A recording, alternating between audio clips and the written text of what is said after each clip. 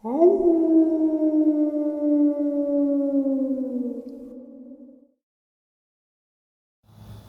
greetings and salutations, everyone. We are that much closer to tonight's live stream, 12 a.m. Eastern Standard Time, but I'm here to welcome you to tonight's second half. Before we jump into it, a couple links. As you know, I rely on Patreon, PayPal, and the merch to help the channel to continue to grow and go. Links to Patreon and PayPal are in the description below. Merch displayed directly under the video. Also, Dogman Frightening Encounters, Volume 1 through 3, the audiobook versions. They were written and researched by Tom Lyons, narrated and produced by me, Jeff Nadolny. Those audiobooks are available on Audible, Amazon, and iTunes, links to which are also in the description as well. And finally, last but definitely not least, if you'd really like to help support this channel to continue to grow and go, simply subscribe. It does not cost you a cent. Click that like button. Takes half a second. If you don't want to miss out on any of the informative uploads I put out daily, click that bell icon, and folks, please leave a comment. Why? Well, because all of these things, they really do help this channel to continue to grow and go, and yeah, they honestly do matter. Now, everyone, I have taken far too much of your time. Let's jump in to tonight's second half, shall we? Today's first encounter. I used to work on the North Slope of Alaska in the oil industry. The work that we were doing required us to travel far out into the Alaskan Petroleum Reserve, which is basically just untamed tundra wilderness for hundreds of miles. The oil companies would build these long ice roads in the winter that would lead to exploration drilling pads. Our job was to go out after they had finished the initial drilling, test the rock formations for their oil-producing qualities.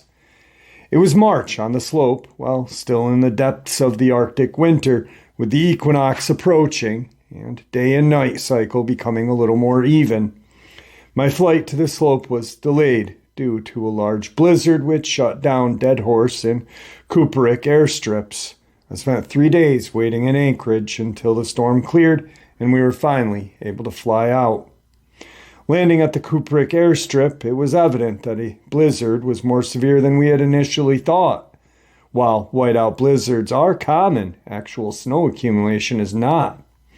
This storm, though, was a monster. Snowdrifts several stories tall ran against our camp housing. Our work trucks and equipment were completely buried in the snow, and it took us a full day to dig them out. As soon as the trucks were free, we were off on our first job assignment. No time for rest in the Alaskan oil fields.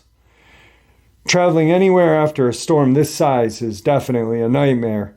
To get to the work site, we had a bulldozer escort us, breaking up any remaining drifts as we went. The dozer cleared our work area around the well house and we began to rig up our equipment. It took a little time, and soon we were back on the normal humdrum life of Arctic well maintenance. Over the radio, we got a call from the bulldozer operator. As he had left, he had seen a giant black animal heading in our direction. He couldn't tell if it was a wolf or a large dog, but it was massive and moving erratically. In the winter, many animals are not active on the slope. Caribou, musk oxen, and fox are the usual wildlife you'll encounter out in the snow.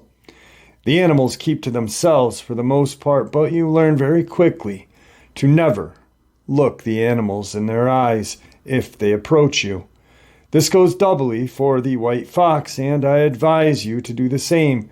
Grizzlies are hibernating. The male polar bears are hunting on sea ice while the females are denned up with their new cubs. Wolves are unheard of but rarely leave the Brooks Range Mountains, a couple of 100 miles to the south. Whatever the operator had seen, we would keep watch, but it wasn't our problem. It was a problem for the bear police. We went about our work, albeit cautiously. It's interesting to note that oil companies on the slope have private security officers who, besides being private law enforcement, also try to minimize encounters with wildlife. We refer to them as the bear police. which is a cute name for a rather dangerous job. These security officers are the only personnel on the North Slope, outside of regular law enforcement, that are allowed to carry firearm. Their primary job when encountering large predators is to harass them until they leave. This is done with beanbag guns and loud noises at first. When that fails, or the animal is unusually aggressive, lethal force is needed. We had just settled into our work and forgot about the wolf or dog or whatever that was. I needed to take a leak and jumped out of the truck, walked behind the well house to take care of business. My crewmate came over the radio telling me to get back into the truck. There was a wolf coming out from behind the well house where I had just been, and he was pacing after me. I didn't look behind me. I just ran back and jumped into the truck. I'm not taking my chances, even if it was a crewmate's practical joke. Once inside, I looked out, and sure enough, trotting toward the truck was a large, black male wolf.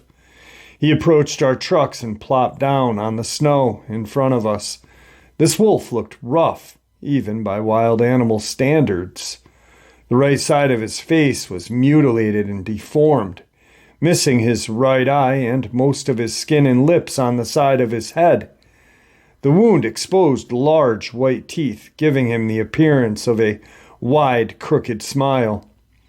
He didn't appear aggressive, but he didn't take his good eye off of us. That one good eye was a bright red in appearance, and it was eerie. The way he just sat there, staring, watching, waiting. We radioed the security officers for help, and like a speeding bullet, they showed up 40 minutes later. The whole time waiting, the wolf never diverted his attention from us. If I hadn't seen him breathing, I would have assumed it was a statue. Security officers arrived and took some pictures for their reports, then began the process of driving the animal back into the tundra. Truck horns did not startle him. He didn't even flinch. Charging him with the truck did nothing either. They then took aim with a beanbag gun and hit him square in the ribs. The wolf let out a yelp, but didn't get up or move from his spot. The next beanbag hit him in the head, and that jousted him enough to get up and leave. I was able to get a decent picture of this big guy before he left the work site. Security told us to call back if we saw him again. They seemed confident that he would move on and not bother us anymore. The sun was settling and our job was still hours from wrapping up. Working a 13 to 15 hour day is not unusual. You either get used to long hours or you find another line of work pretty quick. I was running the computer equipment inside of the truck, and weird data was coming back from the tools down in the well. They were blanking out and losing signal, and they were reporting data backwards, but diagnostics wasn't indicating any issues. To the computer system, everything was operating normally. I tried a few different things to fix the issue, but it persisted. One of the workers went out to the wellhead to check the gauges and cables, trying to isolate the problem from there.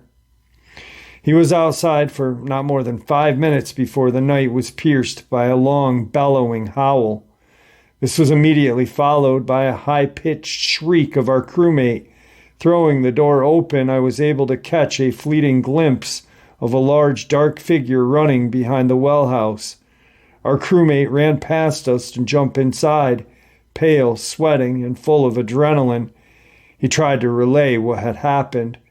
Through his panting, he said he was in the well house checking the cables when someone walked up behind him. Thinking it was one of us, he started a conversation with his back turned. When he got no reply, he turned and he was face to face with a 7-foot-tall black wolf standing on his hind legs. It stood between him and the door, growling. Without thinking, he flung his pipe wrench at the beast and struck him hard in the chest. That's when it let out a howl and ran off. Our crewmate was adamant that this was the same wolf from earlier because its face was mangled in that crooked half smile and that one fiery red eye. Myself and the others on the crew had a hard time believing that he had seen a giant wolf man. We had no doubt he had seen the wolf, but we reasoned that in his panic he hallucinated, that it was upright like a man. But we'd all encountered enough weird things on the slope to never count out the impossible. We radioed the security officers and told them the wolf had returned and waited inside the truck. What else could we do but wait? I wasn't about to go out there and fight Satan's guard dog with a clipboard and a mouse pad. Every time we felt like things had settled down outside, we would hear a growl or something would push against the truck. Periodically, we could see something pacing in the dark just beyond the reach of the work lights. Even though we were inside of a locked truck cabin, it was still a very vulnerable feeling. We were very much trapped. I'm sure it felt similar to what divers experience inside of a shark cage far out in the ocean. All this went on for about an hour while we waited for someone to show up. Finally, coming up the road, we could see headlights of 3 approaching vehicles. The security team had finally showed up, this time with actual rifles. Over the radio, we told them what had been going on. We could feel their disbelief in eyes rolling through the radio. That sass and disbelief soon faded when we explored the work site and found it was covered in fresh, large wolf tracks. The security team split up, with 2 trucks headed out to search for the wolf, while the last one remained with us as we loaded our equipment and finished the job.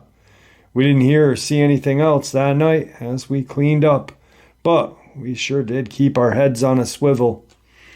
The security officers didn't find the wolf that night. A set of tracks left off the work site and out into the open tundra. The officers commented that the tracks looked weird. This is due to them only seeming to be back paw prints in the snow. The last security truck escorted us back to the main camp while the others continued their search into the night. For the following week, various reports came in across the oil field of people seeing this mangled black wolf during the day, and at night reports kept coming in of a black beast walking upright and harassing and cornering the workers. Security seemed to always show up minutes too late. During this time frame, many of the Alaskan native workers were getting nervous. One of our friends in the camp workshop was a Niuska, a small Inuit village just west of the oil field. He told us that it sounded just like a Lurek, a shape-shifting creature that can take the form of any Arctic animal while it hunts. He said it was obvious as the wolf was its normal, albeit deformed, animal in the daylight, but transformed into an upright monster after nightfall. The Lurek are thought to be Inuit hunters that traveled too far north and became stuck between the world of the living and the dead. They transformed into evil, deformed men with sideways mouths and eyes. They use their powers of shape-shifting to hunt other Inuit, especially children. The Inuit are weary of wild animals for this very reason. A week following our encounter, the security team was able to corner a wolf on a remote work site. It had attacked and trapped 2 welders in their truck. Both workers had superficial cuts through their snowsuits, but were otherwise fine. Having no other choice, the wolf was euthanized on the spot. Security shot the wolf once, and instead of dropping dead, it charged the officer that shot it. The wolf took 3 more high-powered rifle shots before it eventually collapsed at the feet of another officer. Even then, paralyzed in a now crimson snow, the wolf, still growling through its crooked, wide smile. After several minutes, it finally succumbed to its wounds. The wolf's body was taken to the University of Alaska Fairbank for dissection and examination. Outside of the facial deformities and gnarled appearance, the biologist concluded that it was an ordinary wolf from the Brooks Range Mountain. How it got hundreds of miles from home and why it stayed on the tundra is completely a mystery. All right, here is that photo that he had taken of this large black wolf-like creature. It is walking quadruped in this photo, but it is huge. I'm not really sure if I believe the report coming out of Fairbanks. Obviously, if this thing was able to take 4 high-powered shots, and it was doing exactly what these folks were saying it was doing, to me it sounds either, yes, it was a shapeshifter or possibly a Dogman. I myself think that I do believe in shapeshifters, but I also believe that a lot of native lore was misinterpreted. I think that, like a Dogman in, upstate New York or, wherever, they may automatically associate that with being a shapeshifter because how often do you see an upright walking wolf? So I think that's when they start to, they don't have a explanation. So let's call this creature a shapeshifter. They might not have even ever seen it shapeshift, but it's logical to them and their beliefs. Once again, just a theory, nothing etched in stone, obviously, but this photograph is absolutely just wild. I mean, this thing is huge. Obviously, it is very dangerous looking. And, wow, I could never imagine being that far up north, that isolated, and having a monster like this stalk me. Tonight's second encounter. This happened 9 years ago in the early spring when I was 15 years old, spring of 2014. I was at a friend's house in corn country, about an hour north of Indianapolis. Nowadays, I'm very familiar with the paranormal, unexplained, having multiple shared experiences with friends, but at the time, I was a major skeptic. I didn't fully process what we saw until years later. I'd come over to a friend's house to hang out like any other time. I brought my pellet gun, he had one as well, so we could go and shoot some moles on his farm property. After a while, his brother joined us, and we eventually got bored of looking for moles. There was a patch of woods about the size of 2 football fields, a little over a mile away, completely surrounded by empty cornfields with no access points from the nearby road. The 3 of us decided to walk out there because why not? We were bored kids looking for fun. We put some boots on and headed out with our pellet guns.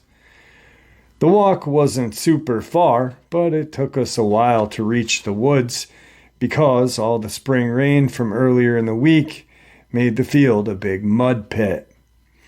So muddy, our feet disappeared with each step. Then, right as we walked through the brush surrounding the edge of woods, we saw it. In the best way I can describe this thing, it was a raccoon that was built like a Great Dane. We had seen coyotes and wolves before, but this was not that. It 100% looked like the biggest raccoon we had ever seen. We could tell we caught it off guard because it was just standing there on all fours grooming itself.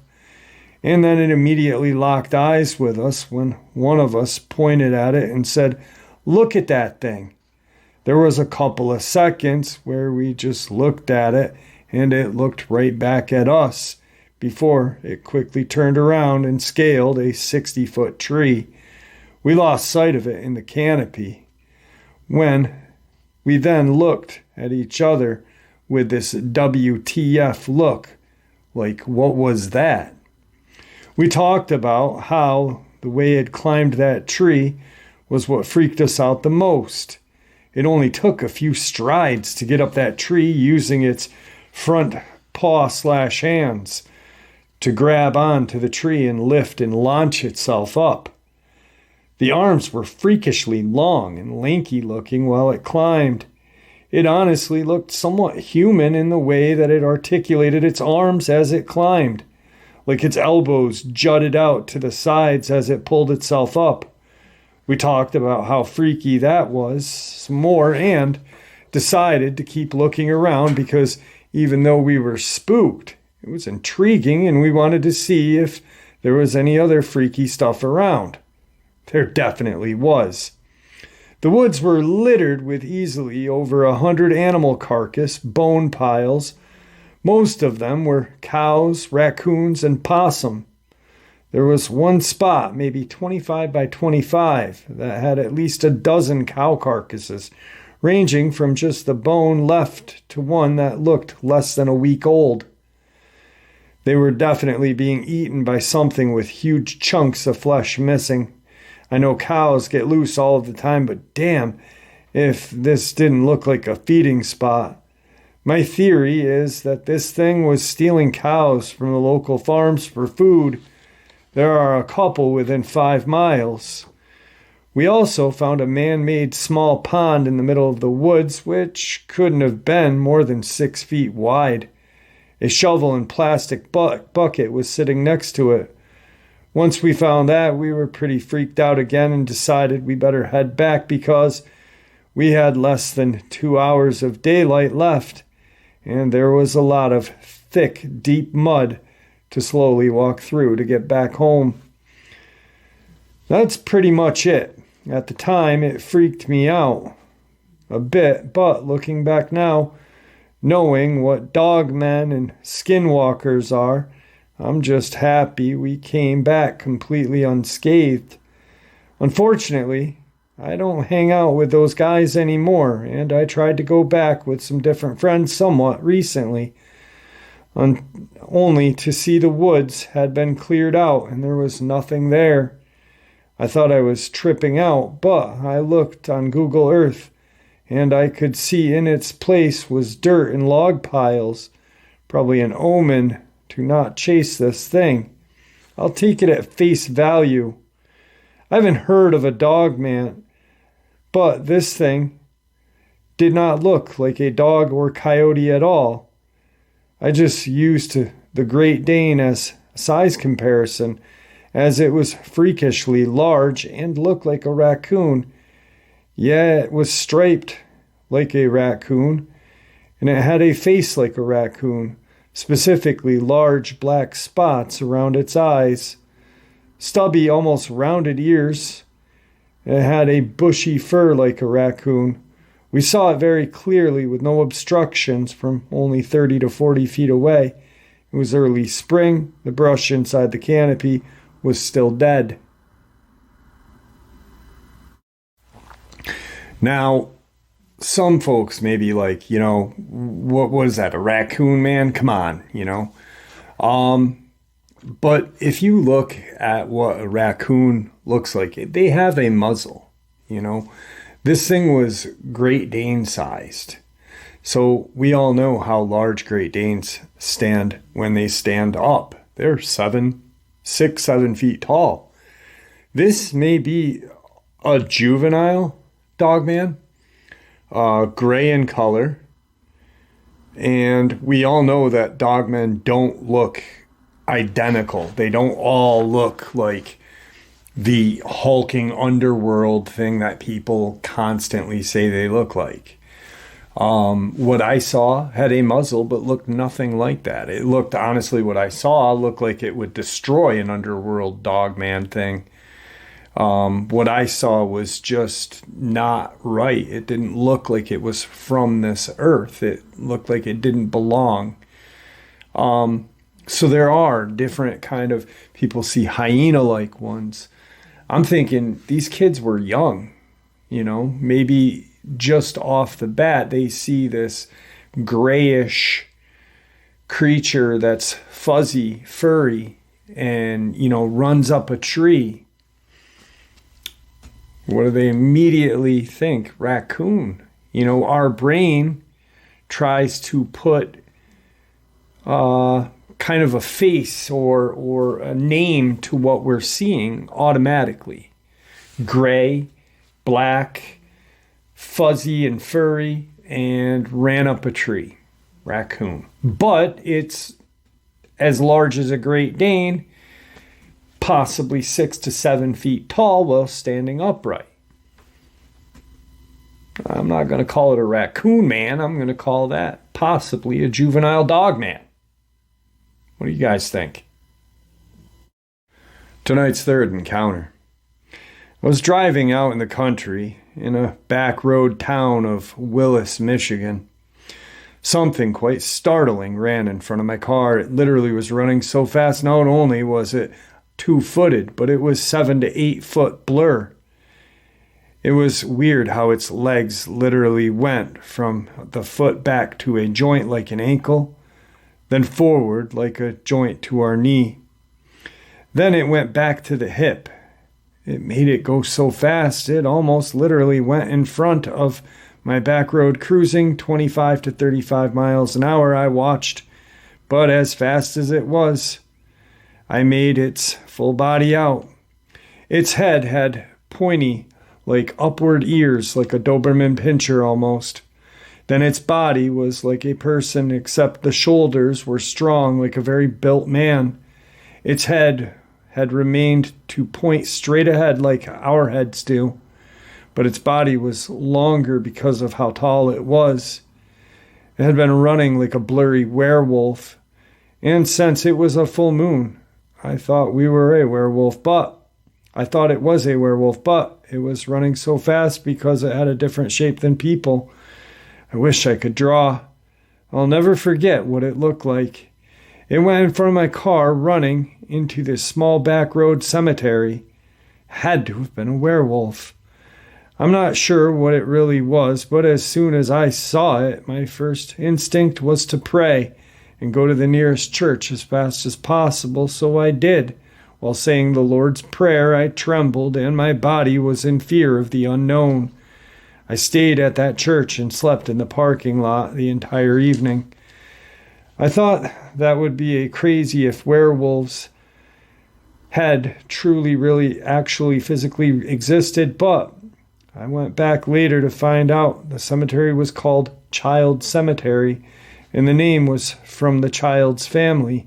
Most of the tombs had been children of Masonic Templars, for the symbols all had distinct characteristic traits, and the actual percentage of the graves had actually been from children. All had died between 1927 to 1932. I don't know what it was from, smallpox, maybe. But that was the first and last time. I was crazy about this girl. I thought she was talking to herself, but we saw 2 of them running in a field a week later. I thought of shapeshifters and things of nature. I don't know what made that come to mind, but whatever it was just scary. I know people have this just wild thoughts about the Masons, and the people that have these thoughts are not members, so they have no idea what anything is except what they hear from whatever or see on TV. I think the cemetery had something to do about that, but the maybe it was a Jewish cemetery with Stars of David. I'm not saying anything about this person because I don't know them, but the way their explanation was, it was kind of all over the place, and quite possibly, you know how some people just automatically, they see something and they're like, oh, that's that, and when it's nothing to do with that. Terrifying experience, obviously. And it says exactly what we automatically, or not automatically, what we know to be true. These creatures are attracted to cemeteries. I just think that filler information was a little bit much, just random stuff, but terrifying nonetheless. Now I've got a terrifying subscriber submitted Dogman encounter just sent to me yesterday. Let's get into that. Jeff, this is D. I had 2 different encounters. The first one was in the fall of 2015 or spring of 16. At the time, I had worked for Total Security Systems, Signal 88 security franchise, as a gate attendant at the Topeka, Kansas Mandrid store. The time was in the evening, just before closing. I noticed that in a tall tree to the west of the store there was a large shadowy thing on a limb well above the ground. It looked like it had been watching me as I went about my duties. Store guests came and went from the outside lumber yard, and I shut down the guard shack and gates when the manager announced the store was clear of guests. The thing just watched me and stayed perched in the tree. I talked over that night with others, and the conclusion was the thing in the tree had possibly been a Dogman. In October of 2016, I left Signal 88 and went to work at Securitas Security Services USA. I worked from 2016 to 2018 as a patrol officer. In 18, I became a flex officer. In June or July of 2021, while a flex officer, I was working weekend evening shifts, a couple of weekday morning shifts at the Security Benefit Group's home office in Topeka, Kansas. This building sits between I-70 and Southwest 6th Ave on the south slope of Menninger Hill. I was on foot patrol this particular Saturday evening when I walked across the roof of Building 1, checking the mechanical room penthouse. There was howling coming from the crest or the north slope of Menninger Hill. Menninger Hill is the site of the former Menninger Hospital, a private mental hospital. It currently is home to the Security Benefit Group Home Office, Kansas Department of Wildlife Park, and Tourist District 2's HQ, the Office of Sunflower Foundation, Federal Home Loan Bank of Kansas, Oklahoma, Missouri, and Nebraska, and Kaw River State Park. When I heard this howling, it sounded deeper and distinctly different from dogs or coyotes. However, as soon as that howl ended, all the dogs in the neighboring residential neighborhoods began barking and howling themselves. All right, folks, I hope you all enjoyed tonight's second half as much as I enjoyed sharing it with you. Guys, only a couple more hours until the live stream, 12 a.m. Eastern Standard Time. I hope to see you all there. We will have fun. And we will definitely learn a little bit about cryptids, each other, music, movies, whatever. We have a blast at our live streams, and they are different than most. With that, thank you for supporting this channel. Your support is what makes this channel so special. You guys are the reason this channel continues to grow and go. Please stay safe, happy, healthy, and ever vigilant, keeping an eye on the children, the most precious commodity this world has. Our pets, our family, our friends. We know these creatures are real and they are out there. Share a little bit of the information we share with each other here on a daily basis, and it may just save their life someday.